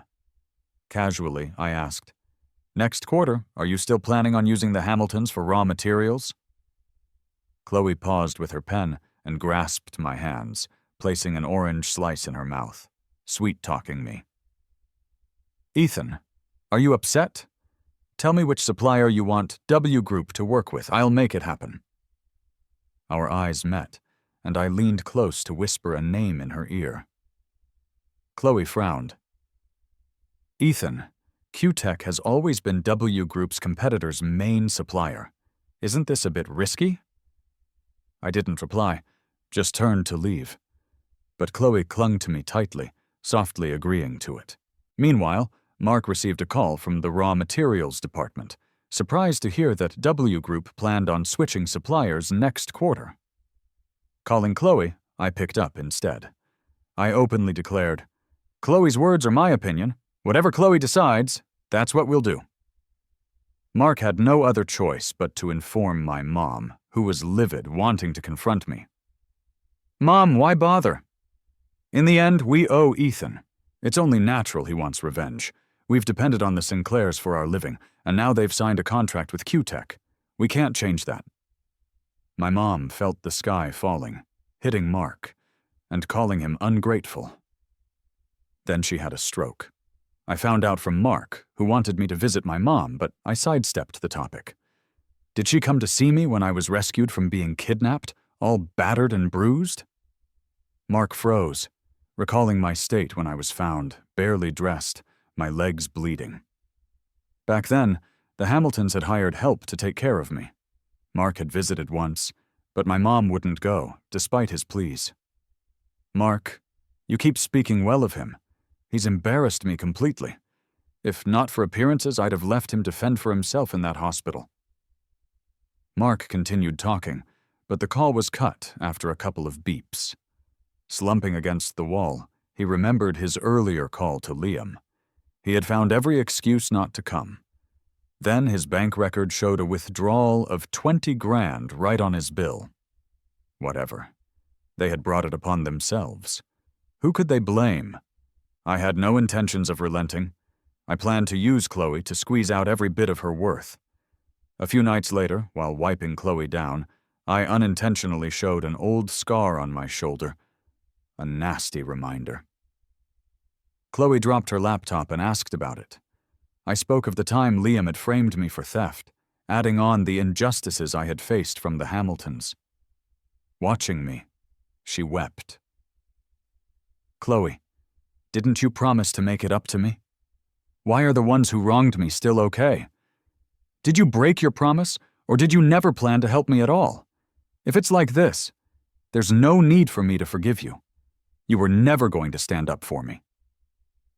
I gave her a light slap, then slowed my steps. Behind me, Chloe hurried after me. "It's not like that, Ethan. I truly want to make it right. You tell me how to handle him. I only love you." Worried I didn't trust her, Chloe carried me back to the room, kissed my forehead, and gently embraced me. I bit back my discomfort, watching the sky brighten, looking unconcerned. Liam, still half asleep, was knocked out and taken away in a sack, while Mark was brought personally by bodyguards to Chloe's basement. When the light hit him, Liam opened his eyes to see the couple in charge, while Chloe swirled a wine glass, holding me close. Liam started pleading, but was restrained and silenced with a cloth. Mark stayed composed, sensing their visit was about settling scores, and resigned himself to nodding. This was his debt to me. For 2 whole days, Mark was whipped, soaked in water overnight, and then had to kneel while being cut with a knife. A red-hot iron branded his left shoulder, leaving raw and bloody flesh, which reminded Mark of the burn scar on me from back when Liam's favorite diamond cufflink went missing. It had been found in my room. Liam had forced me to kneel and apologize. I had refused to admit it. In his anger, Liam had punished me with kitchen charcoal to calm himself down. Years later, my own methods were being used against him. Karma works in strange ways. Liam wasn't any better off than Mark. He was almost tortured to death, with no unscathed spot on his body. But I was still unsatisfied. I turned to the woman I had once deeply loved.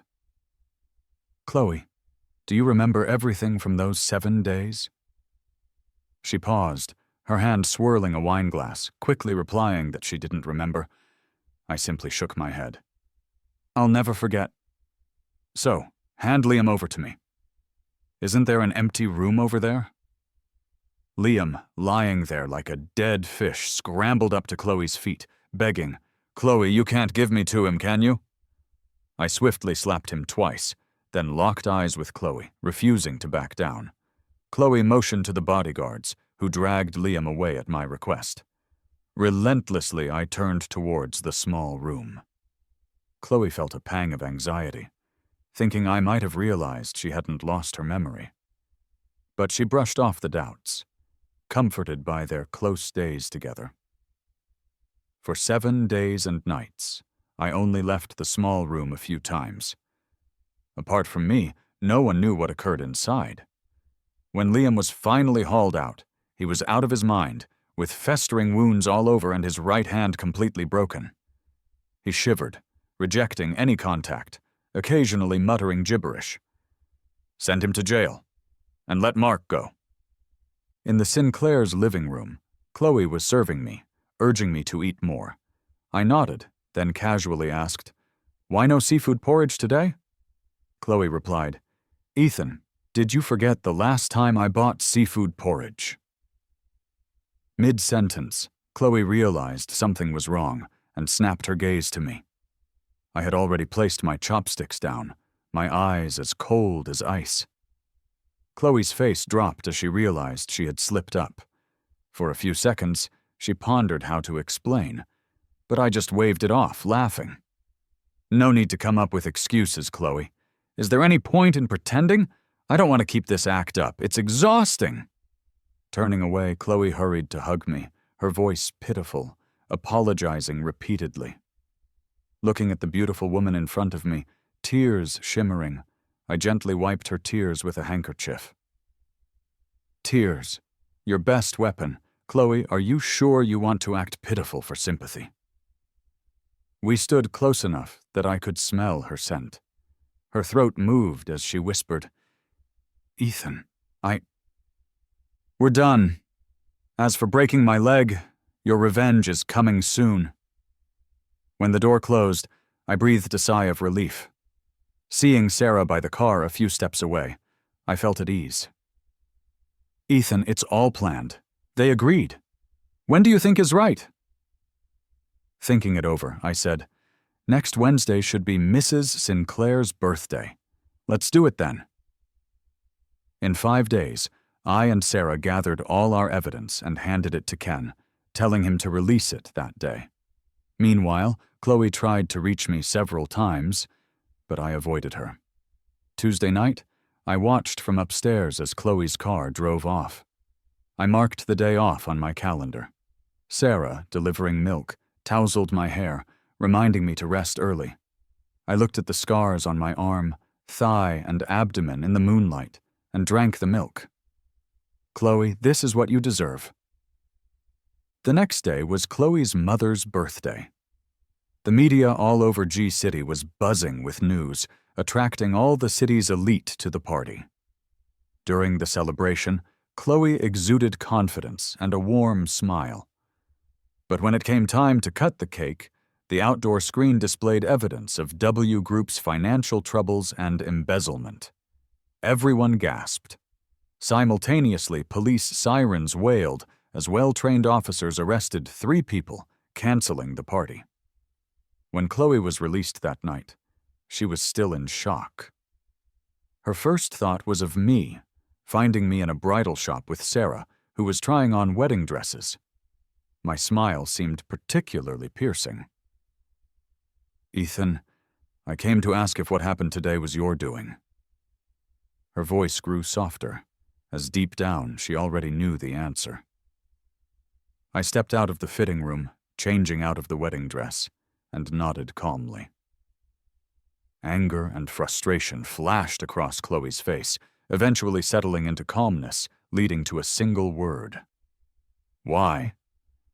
"Because I won't let the Sinclairs get away easily. What you owe me is far from complete. When I break your legs myself, just like you did to me, then we're done." Emotions flooded her, memories of me over the years, with highs and lows filling Chloe's mind. As the stick struck her legs, a surge of fear overcame her. She bit her lip, but didn't make a sound. After numerous strikes, she only heard my curt "leave." After being untied, she moved her wrists. With the blindfold removed, the last thing she saw was me walking away. As the door opened, she saw her mother, her eyes swollen, staring at her. Faced with her own sins, she found herself with no defense. A week later, the Sinclairs sold off all their assets, paid their public debts, and completely exited the elite circles of G City. Meanwhile, in a downtown hotel in S City, a grand wedding was taking place. I, in a white suit, walked slowly toward the woman at the center of the stage. My vision blurred for a moment. From knowing each other as kids to being together in France and finally achieving revenge, she was always by my side. The first time I married Chloe, I was in a wheelchair, facing everyone's scorn as her groom. This time, with everyone's blessings, I married Sarah, who loved me dearly. When we exchanged rings, I saw the tears glistening in Sarah's eyes and remembered a childhood story. Back then, I had escaped from traffickers and had almost gotten hit by a car in H City, but Sarah and Ken had pushed me to safety. However, that incident had left Sarah with a permanent disability in her left leg. She walked with a slight limp, but it was hardly noticeable. As a little girl with tears in her eyes, she had comforted me, telling me not to cry. I leaned in to kiss Sarah's lips as our friends cheered, tossing the bouquet to Ken. Watching the video Ken sent, Chloe's eyes welled up again, fixating on the message. "Chloe, you should know you're way out of your league compared to my sister. If Ethan hadn't decided to let it go, you'd probably be eating prison meals for life." Mark knocked on the door, seeing Chloe hurriedly put away her phone. He asked what her plans were. She smiled bitterly, looking at the wheelchair.